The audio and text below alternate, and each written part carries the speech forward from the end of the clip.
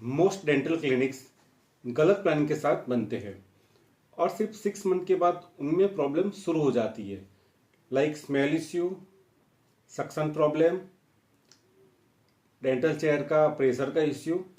उससे क्या होता है, 6 महीने के बाद खर्चे शुरू हो जाते हैं। तो मैं आपको एक प्रॉपर प्लानिंग बताऊंगा, आप उसके हिसाब से डिजाइन करेंगे तो आपको प्लम्बिंग, इलेक्ट्रिकल का सही नॉलेज रहेगा। तो डेंटल क्लिनिक का सबसे इंपॉर्टेंट जो पार्ट है वो है डेंटल क्लिनिक का प्लानिंग। तो डेंटल क्लिनिक में बहुत सारे जोन होते हैं। फर्स्ट हो गया रिसेप्शन, सेकंड आएगा आपका डॉक्टर की केबिन आ जाएगी, ओटी आ जाएगा वहाँ पे जहाँ पे सर्जरी होती है, ऑटोक्लेव रूम आएगा, स्टोरेज आएगा और कंप्रेसर आपको जहाँ पे रखना है वो एक आपको प्रॉपर उसकी स्पेस देनी पड़ती है।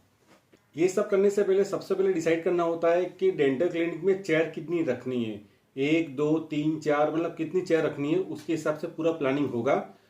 हर चेयर के लिए अलग से प्लम्बिंग, इलेक्ट्रिकल और वर्क स्पेस अलग से देना पड़ता है। सबसे पहले स्टार्ट करते हैं रिसेप्शन एरिया से। जो भी पेशेंट आएगा सबसे पहले वो रिसेप्शन देखेगा, तो उसको एक अच्छा सा डिजाइन करना बहुत जरूरी है। तो रिसेप्शन के लिए आपको minimum 60 to 70 square feet space देनी बहुत जरूरी होती है। उसमें आपका रिसेप्शन का टेबल आ जाएगा।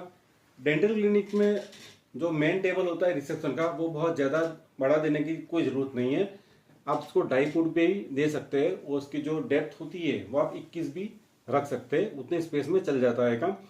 और आपकी जो वेटिंग एरिया रहेगा वहाँ पे आपको कितने पेशेंट रखने, मतलब कितने बैठने चाहिए, तो मिनिमम मैं कहूँगा आपको 3 वेटिंग तो रखनी पड़ेगी। और ज़्यादा से ज़्यादा आप देख सकते हैं कि आपको कितने पेशेंट वेटिंग में रखने लगे, 3 हो गए या 5 6 7, उतनी स्पेस आप उसको अच्छे से डिजाइन करेंगे तो अच्छा रहेगा।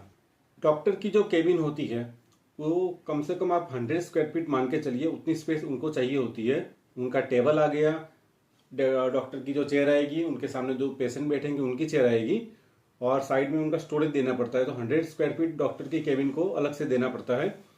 थर्ड पार्ट आएगा ओटी रूम, जहाँ पे हम चेयर रखेंगे। तो चेयर के लिए आपको एक चेयर की मैं स्पेस की बात कर रहा हूँ, एक चेयर की स्पेस के लिए 12 फुट बाय 7 फुट की मिनिमम स्पेस आपको चाहिए ही होगी। तो ही पेशेंट अच्छे से वहाँ पे मूवमेंट कर पाएंगे, डॉक्टर जब उनका सर्जरी का काम चलेगा तो अच्छे से ऑपरेट कर पाएंगे, मतलब मूवमेंट अच्छी रहेगी। उनके जो असिस्टेंट होते हैं उनको भी आने जाने के लिए स्पेस मिलेगी। है स्टरलाइजेशन रूम, उसके लिए आपको अलग से एक प्लेटफॉर्म भी देना पड़ेगा। वो आपको ये ध्यान रखना है कि वो जो सर्जिकल रूम है उससे ज़्यादा दूर भी ना हो, मतलब वो उसके कनेक्टेड भी होना चाहिए, लेकिन वो डिवीजन करना जरूरी है। वहाँ पे आप ग्लास का या वुडन का पार्टीशन यूज कर सकते हैं। आप एक गोल्डन रूल याद रखें, पहले प्लम्बिंग का पाइप सेट करें, उसके बाद यह फर्नीचर और सीलिंग के बारे में सोचें। क्योंकि डेंटल क्लिनिक में सबसे मेन इंपॉर्टेंट पार्ट होता है डेंटल क्लिनिक का चेयर का जो स्पेस होता है वो आप फाइनलाइज करें फ्लोरिंग होने से पहले। अगर आप नई शॉप ले रहे हैं या रिनोवेशन करवा रहे हैं तो मैं सजेस्ट करूंगा पूरी की पूरी इसको हिडन करें, कंसील कर दे फ्लोरिंग के नीचे, तो आपका लुक बढ़िया रहेगा। ऊपर अगर पाइप रहेगी तो देखने में भी बहुत ऑड दिखता है और उसमें स्लोप अच्छे से मिल नहीं पाता है, तो स्मेल का इश्यू रहेगा बाद में। पहले चेयर का लोकेशन फिक्स करो, फिर उसकी प्लम्बिंग करो, उसका इलेक्ट्रिकल करो, उसके बाद ही आप इंटीरियर की तरफ आगे बढ़िए। सो मोस्ट इम्पोर्टेंट पार्ट है प्लम्बिंग का। डेंटल क्लीनिंग का प्लम्बिंग बहुत ही एक इम्पोर्टेंट टॉपिक है। वो बहुत सारे डेंटिस्ट, कॉन्ट्रैक्टर, इंटीरियर डिजाइनर वो मिस कर देते हैं और डेंटल क्लिनिक बन जाने के बाद उसमें प्रॉब्लम शुरू हो जाती है। एक डेंटल चेयर के लिए प्रॉपर क्या क्या चीज होती है आपको बता देता हूँ। एक ड्रेनेज पाइप हो गया, उसको आप मिनिमम 3 इंच का आपको लेना है।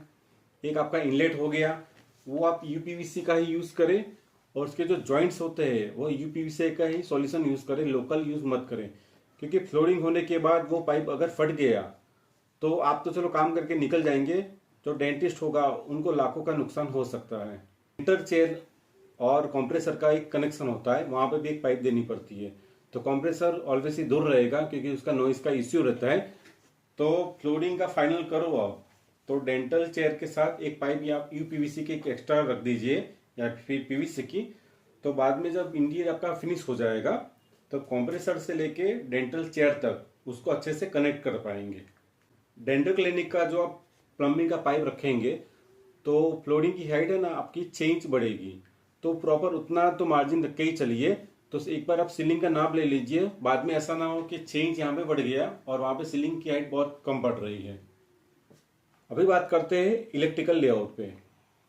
डेंटल क्लिनिक का जो इलेक्ट्रिकल होता है वो रेगुलर घर या रेगुलर जो कमर्शियल स्पेस होती है वैसा नहीं होता है, इसका थोड़ा डिफरेंट रहता है। उसके अंदर आपको चेयर के लिए अलग पॉइंट देना पड़ता है, कंप्रेसर मशीन के लिए देना पड़ता है, एक्सरे यूनिट हो गया, सक्शन मोटर हो गई, आरओ सिस्टम हो गया और ऑटोक्लेव हो गया।